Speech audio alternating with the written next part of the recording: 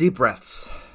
Let's do this. I've reviewed popular things before, things that were well-loved. I put Drawn Together on my Worst of the 2000s list. I've reviewed Wayside, Totally Spies, and even Legend of Korra, all giving negative reviews. On the other side of things, I've given positive reviews to both Cadillacs and Dinosaurs and Noelle, things which others do not have the same appreciation for that I do. But even so, today we're taking on some new territory. Today we're reviewing the anime film Your Name. For those who don't know anything about anime other than the name Ghibli, Your Name is currently the highest grossing anime film of all time, at least worldwide. It actually toppled Spirited Away, and considering the title of this video, you can probably guess that I'm not all too happy with that fact. Its success even earned the director, Makoto Shinkai, the title of the next Hayao Miyazaki. It is a very beloved movie, and I want to say right off the bat that I'm not making this review just to troll or actively piss people off. I made this review because I have things to say about this movie, and I think that it should be open to discussion. All art is open to different interpretations and different perspectives. Possibly my favorite animated movie of all time is Disney's The Hunchback of Notre Dame, and I've met people who think it's just okay, and even people who do not like it. There are people in the world who do not like that movie, and I can fully understand that. A guy like you, a girl does not meet every day.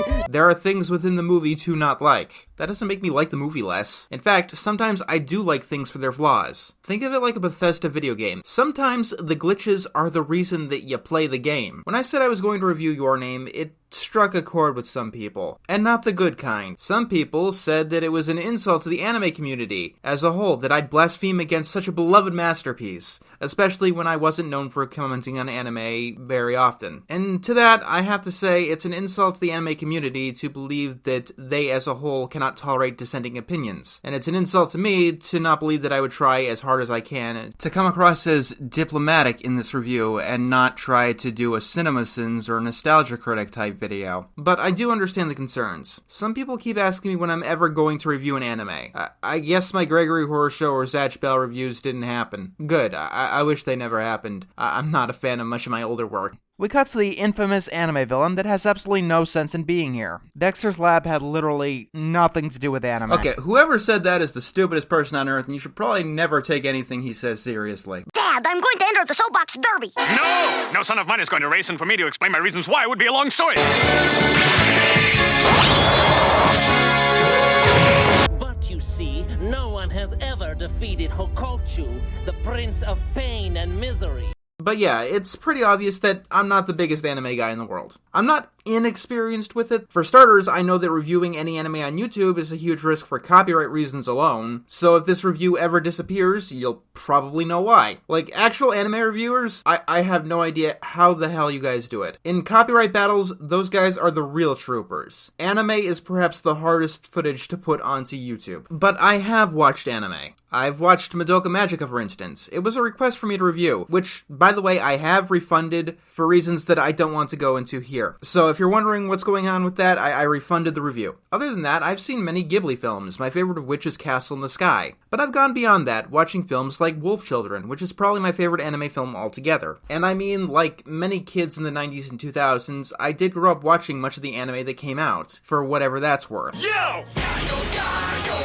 And even recently, I binged this new anime called Welcome to Demon School that is like the best goddamn thing ever. I don't know if it's considered anything special by actual hardcore anime fans, but it's something that magically hit the spot with me. And I love it, and I cannot wait for the second season to come out. What I'm trying to say is that I didn't watch Your Name because I wanted to trash on anime. I watched it because I've been trying to get into more anime. And I mean, it's a body swap movie. If you don't know, the body swap plotline is one of my favorite plotlines that is used over and over again. I mean, some of the cliches that usually crop up in them I cannot stand, like also swapping the voices. But in general, I love role reversal and fish out of water stories, and body swaps are perfect excuses for them. They're also a really good way to examine character dynamics. You can learn a lot about a character by someone else being forced right into their lives. The movie Your Name is about a Tokyo boy, Taki, and a girl from Itomi, a rural village in Japan named Mitsuha, swapping bodies. And I thought, great, these people have almost as different lives as possible. It's the perfect setup for a body swap movie. I like the concept. And then I watched the movie. And you know what? I absolutely fell in love with this movie the first time that I saw it.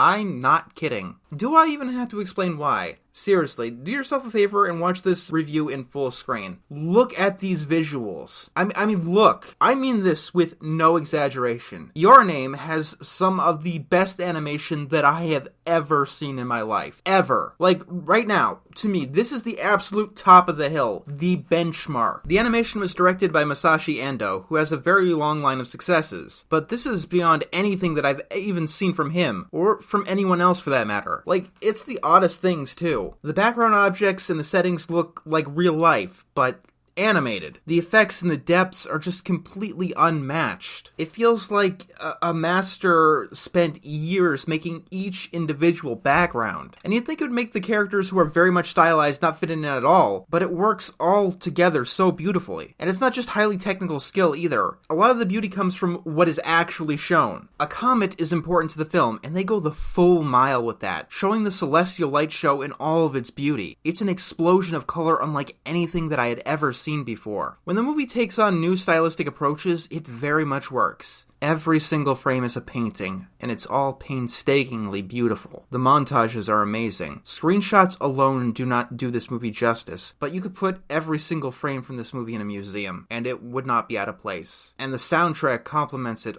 all so very well. You need to actually see it in motion to appreciate it. I really wish I could have seen this on the big screen. Unfortunately, it wasn't given a wide release in the States. If theaters ever do open up again, I'd recommend playing this one and watching it once. This is a movie that I'd recommend watching once and then never again. Remember, I said that I loved this movie. Loved, at first. Your Name turned out to be one of those unfortunate movies where every single time that I do watch it, my opinion sinks more and more. If you're wondering, this isn't unique to this movie in particular. There are quite a few pieces of media that do have this effect. It's actually quite a common thing. Movies or anything really that rely on a lot of spectacle tend to have this effect. Frozen is in the same boat. I loved it the first time I saw it. I called it the best Disney movie since Hunchback of Notre Dame. But the more that I think about it, the more that I believe that the movie just doesn't hold up. Hell, I could have reviewed that instead of this in this animation marathon. And who knows? I still might. It's a common effect in games, too. You ever notice how Final Fantasy VII was considered one of the greatest games ever? Then the internet collectively decided that it was overrated trash, and now that it's got a remake, it's considered one of the best things ever. It's because it was a product that relied on spectacle above all else. And here's the thing with spectacle. It tends to age poorly. Even if the visuals of such a thing don't age, the other aspects of these products do. I mean, Frozen still looks great. It looks wonderful. And it sounds great. The story is full of shit. I hate Hans every single time I think about him. And the more that Disney relies on the twist villain, the worse that it feels. Your Name is in a similar boat. It's always going to be beautiful. It might not be the benchmark forever, especially with the next film by Makoto Shinkai, but it will always be an aesthetically pleasing film, which would be great if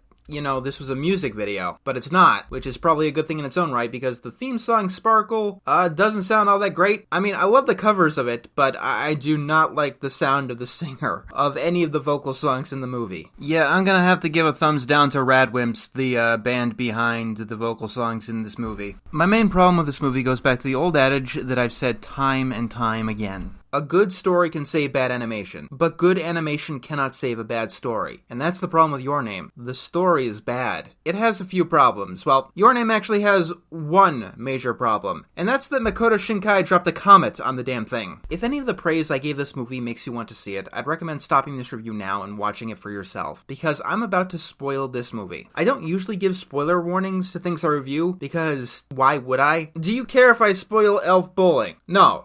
I don't think that you do. I don't know why anybody would. But Your Name is different. Like I said, you should see the movie at least once, and you should absolutely see it blind to get the fullest effect out of the movie. So this is your last chance.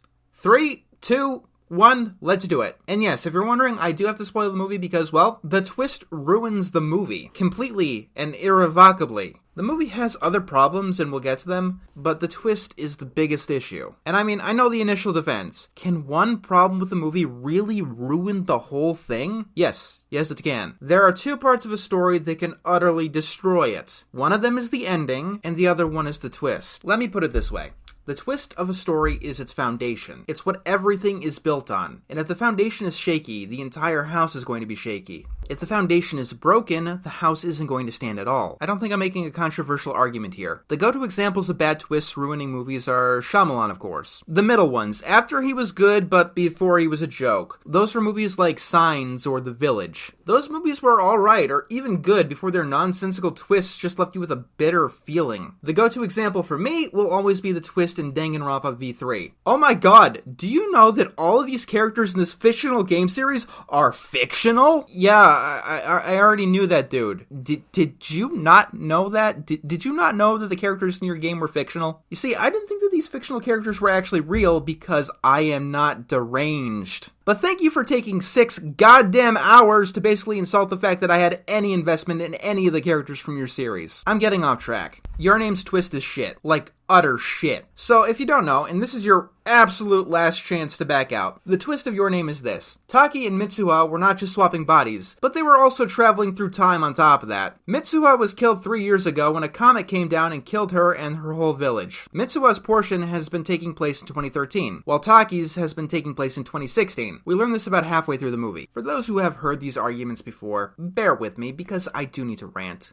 Oh my fucking god! This isn't the worst twist that I've ever come across. I just mentioned V3 after all, but what the hell was anyone thinking with this? It does not make any sense on any level. Half of my notes on this movie are just the logical inconsistencies and the issues with this twist. Let's start with the very, very basics. Dates across years do not line up, at least not like this. Let's pick one of those August autumn days, for example. The 23rd, because why not? August 23rd, 2013 was a Friday. August 23rd in 2016 was a Tuesday. Taki and Mitsuha do not have lives in which they would reasonably forget what day of the week it is. But beyond that, do you know how much shit happens in 3 years' time? Just look at what happened in 1 year's time. But if 2020 is some kind of exception, new things get invented every single year. Politicians and leaders change every single year. Cultures change. Taki and Mitsuha use cell phones to communicate to each other. Do you know what's on virtually every single cell phone that I have ever seen? Oh yeah, the fucking dates! This should not be a twist in any movie where the internet exists. Facebook existed in 2013. Japanese people had social media profiles. Back in school, on every single worksheet, I had to write down the date as well as my name. Is that not a thing in Japan? I can understand that being thrown into a more rural village can feel like being thrown into the past, and being thrown into an urban city can feel like being thrown into the future, but come on! How does Taki not know the name of Mitsuha's town? Mitsuha's father is the mayor of said town and is running for re-election. How does that name of the town not come up once in Taki's life as Mitsuha? Don't you think that in the future Taki would have at least heard of this comet event at some point? Yeah, I know, Mitsuha lived in the middle of nowhere, but no offense to anyone who lives in Kansas, but if a meteor crushed a town and killed a few hundred people there, I think that even the people in New York would have heard of that event. Mitsuha gets thrown into the future, in a big city. It's even harder to not know what year it is in a big city. At the end of the movie, we even see that a big city like Tokyo is still going on about the news of the falling comet 8 years later. It's only natural to assume that it'd still be on people's minds in 2016, which was only 3 years later. There are so many plot holes. I could go on and on. These two spend, what, weeks as each other? How the hell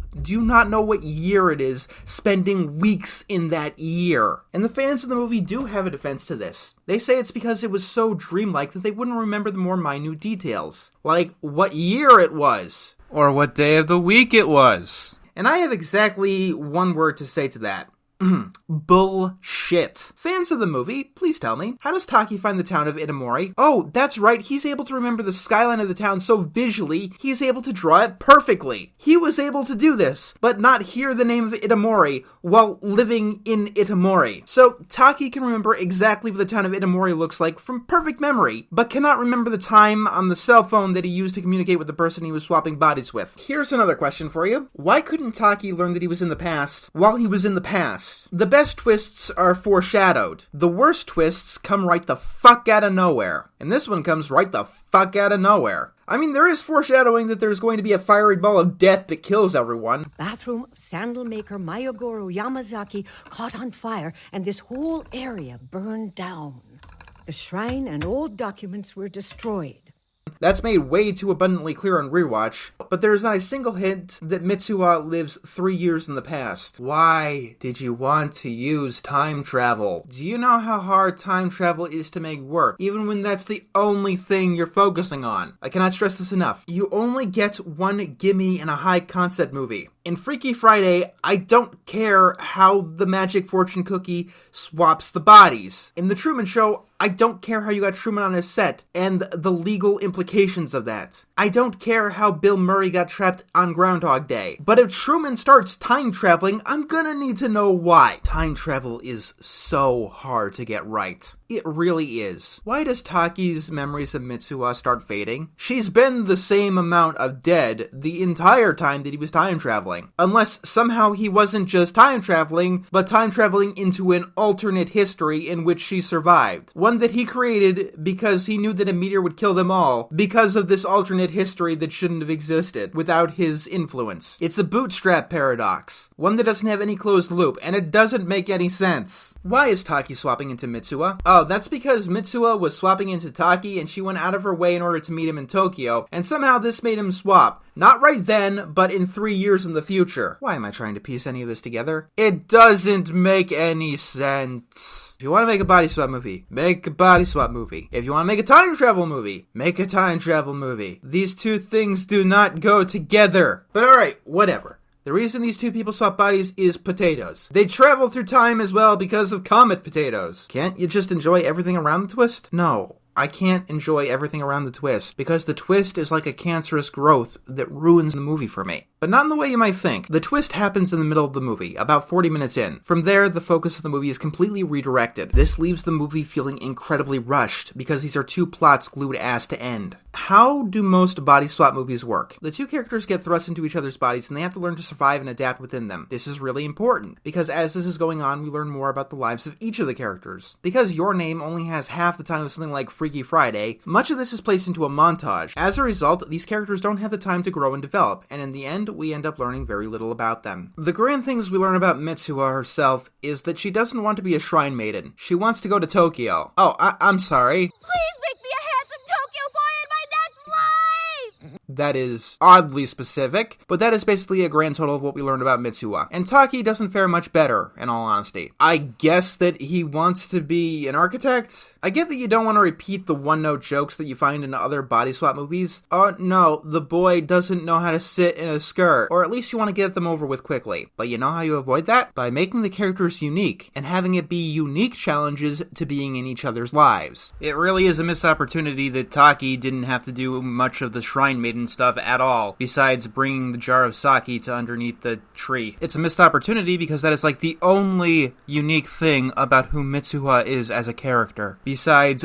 generic teenage girl. And here's another problem. The characters are not the same when they swap bodies. Like, this is something that I don't think I've ever encountered before. But most of the movie, whoever is in Mitsuha's body is confident, and whoever is in Taki's body is not confident. I don't know who the hell got in Mitsuha's body, but it certainly wasn't Taki. Taki is too scared to talk to girls in his own life. You really think he's gonna be kicking over desks, yelling at Mitsuha's father, or sending out love letters? No. And yes, I do know that if a character was suddenly put into someone else's body, they'd be acting a little bit differently. Keyword is a little bit. Otherwise, you ruin the point of putting Taki in Mitsuha's body. If Dipper doesn't act like Dipper while he's in Mabel's body, what would be the point of putting him in Mabel's body? Is Taki in his own body a pervert? No. Nothing in his own life suggests that he remotely has any thoughts of the sort. Yet when he's in Mitsuha's body, he's constantly touching her breasts. In fact, that's how the movie opens. Your Name, an emotional masterpiece, my friends. These characters are not very well defined. Whatever we do get from these characters is subtle at best. Their desires tend to be one-dimensional. Mitsuha wants to be a handsome Tokyo boy for reasons, okay? Then what? No, seriously, Mitsuha, what job do you want there? What's your passion? What are you planning on doing when you get to Tokyo? Beyond buying cafe suites. And, I mean, that's more than we get from Taki, who wants to, I guess, be an architect? I mean, besides the fact that he knows how to sketch, nothing about him screams, I like to do architecture, but okay. I'm not asking for him to talk about how wonderful domes are while he dies in a planetarium. I just want a little bit of a hint that this is a constant character thing with him. And if that's the main characters, how do you think the side characters fare? Ironically enough, I end up forgetting most of their names. Did Taki's friends do anything of substance in the movie? They go with him to Itamori, and that's about it. Taki has a crush on, her name is Miki, I think? And that never really comes into anything. I mean, Mitsuha sets Taki up on a date, and she goes to see it, and that's how she finds out absolutely nothing, because the truth is revealed to her later. Mitsuha's friends work out a little bit better because they actually have a single dimension, and not 0 dimensions like Taki's friends. Sayaka's cowardly, which is more than I can say for virtually anyone in Taki's life. And this is a problem because in a good body swap story, you need to have strong characters surrounding the main character, holding them in their new lives and their roles. I mean, if you want a good example of this done right, look at the old Miyazaki. In movies like Spirited Away, characters have gotten, only a scene, but they make an impact. Long after watching the movie, you know exactly who the river spirit is and what he's like. The radish spirit doesn't even speak, but the way he's presented makes sure that you will never forget him. This is truly one of the strengths of Studio Ghibli. Even small, minor characters make a big impact. Even if you couldn't remember their names, like the individual sky pirates from Castle, you remembered their personalities and the moments that they spent on screen. To be fair, Your Name does succeed at this once. There's a gangster-type person who puts a toothpick in the pizza to scam the restaurant into getting his meal for free. He is the most memorable character in the entire film, more memorable than either Taki or Mitsuha, and that is probably the biggest statement I could say about the movie as a whole. Let me put it this way. When the bugs in a movie like Ariadne make more of an impact than the best friend of one of your main characters, you've got a problem, and a big problem that permeates the entire movie. Honestly, the only reason that I felt anything is because this movie is saturated in melodrama. It cheats in emotion constantly. I mean, a comet falling down and killing a bunch of people is pretty good tension, but when you focus the camera on the kids that are going to be hit, it feels very much forced because it's an unnatural scene. It's like the perfect absolute drama to tug on the heartstrings as much as possible. It's transparent. And then there's the ending where Taki and Mitsuha cross paths without seeing each other, or just barely maybe seeing one another 5 times, and it's held out as long as possible in the end. But no, the biggest example of this is during the climax. Taki and Mitsuha are able to finally see each other because, look, I'm not even gonna go into this. Something about a mountain and fermented sake and half of a spirit being in there, and Twilight, and something about Zant trying to revive Ganondorf with a mirror. Oh wait, that's something else. Because Taki kept forgetting who Mitsuha was, they decide to write each other's names so they won't forget. Taki ends up writing I love you on Mitsuha's hand. Very emotional, tugs on the heartstrings, it's logically stupid and shouldn't be in the story. He knew that he was forgetting her name, and he could probably guess that she was forgetting his. Why would you write I love you over the name if you understood that she was probably going to forget who you were? Even if you really mean it, now is not the time. Hell, it would have made Mitsuha's eventual search a lot faster, don't you think? Not helping is that this is the ever-present trip and fall while trying to save the world. How many times is this gonna come up? It is the most obvious way to force intention at a climax. Look, if Mars Needs Moms does this, you probably shouldn't. And while this movie does use melodrama a lot, it can actually be quite bad at it. Taki finally has another shot to be Mitsuha, someone he knows is dead. And you know what the first thing he does is? He touches her breasts. Remember, Your Name is an emotional masterpiece that invokes the feels. This is supposed to be the heartfelt, climactic moment of relief, and it's ruined by Taki touching Mitsuha's breasts. The breast touching is also brought back up when Maki and Mitsuha meet, because according to this film, all heartfelt moments need to be punctuated by the talk of one person touching another's breasts. Your Name is a very shallow movie. That is the feeling it constantly gave me throughout the whole thing. But people love it, and there's absolutely nothing wrong with that, and I can understand why. Like I said, it's beautiful, and some people can get past the twist, while I can't. And some people actually do like melodrama. There's a place in the world for it. There is an appeal to turning off your brain and your emotions on, and this movie can easily deliver on that front. I mean, it's not the only high-production, silly, stupid love movie out there. In a way, it's kind of like Titanic, which has its own problems, but is similar in form. And if you like it, I'm not trying to take that away from you. Like I said, there are problems in even some of my favorite pieces of media of all time. I love Hunchback, but if the gargoyles kill the film for you, I can completely understand that. I can also understand if you don't like movies with as heavy a tone as Hunchback. I'm just one guy giving an opinion. although not without reason. Making this review was not an arbitrary decision. Oh good, let's go piss off the internet today. No. There's kind of internet culture that there are these pieces of media that are way up above criticism, and anyone who says anything bad about them gets shot down, where people are desperate to discredit them. Something where it's almost basic reaction to descend upon them if they say that they didn't like Ocarina of Time or Lord of the Rings or My Neighbor Totoro. Even though Ocarina of Time has major story issues, Lord of the Rings can be too overly descriptive, and My Neighbor Totoro has a very slow tone that can come across as boring. No piece of media is perfect, and attacking someone because they may have found a flaw is something only insecure people do. You can still like the movie even if you agree with everything that I've said. That just means that you weigh things differently than I do. Or you might disagree with everything that I said, and maybe the characters really did speak to you. That's fine as well. But what you can't do is assume that everyone is going to like what you like. And you know what? I'm not alone on disliking this film. You know who else doesn't like Your Name? Makoto Shinkai, the guy who made it. No, I'm not kidding. There are many articles and interviews saying that Shinkai not so much as doesn't like the film, but doesn't want people to see it. When the film was nominated for an Oscar, he hoped that it didn't win. He claimed that the movie was rushed and under-budgeted. Considering what this movie looks like, I really do want to see what a Shinkai film would look like with the full time and budget that he thinks it needs. He calls the film unbalanced, which I agree with wholeheartedly. And here's the thing.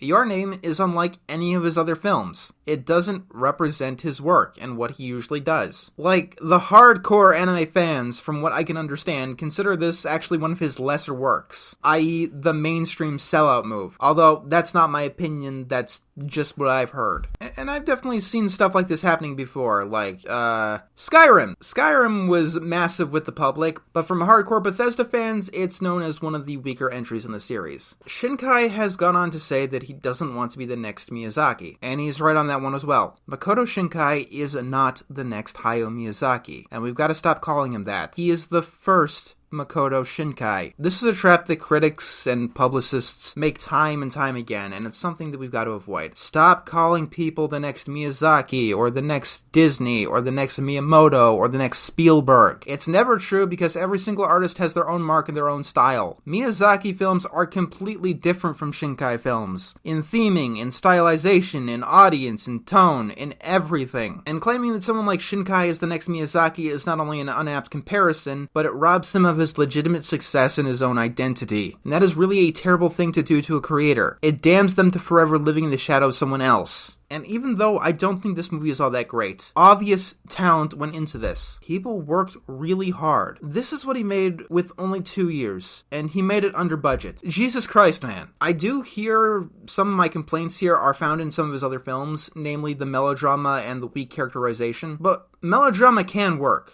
Like I said, there's a place for it. The weakened characterization, though, that is definitely what I'd recommend he improved on. If he can make his characters' personalities pop a lot more, I could forgive just about everything else in this movie. It really is the one-dimensional characters that killed this film for me. There's potential here, and I really do want to see where Shinkai goes in the future. If he's able to get over these story-writing issues, I don't think I'd call him the next Hayao Miyazaki. I think I would call him the most talented person working in animation of our current age. Also, I have finally reviewed an anime. You can stop requesting I do so now.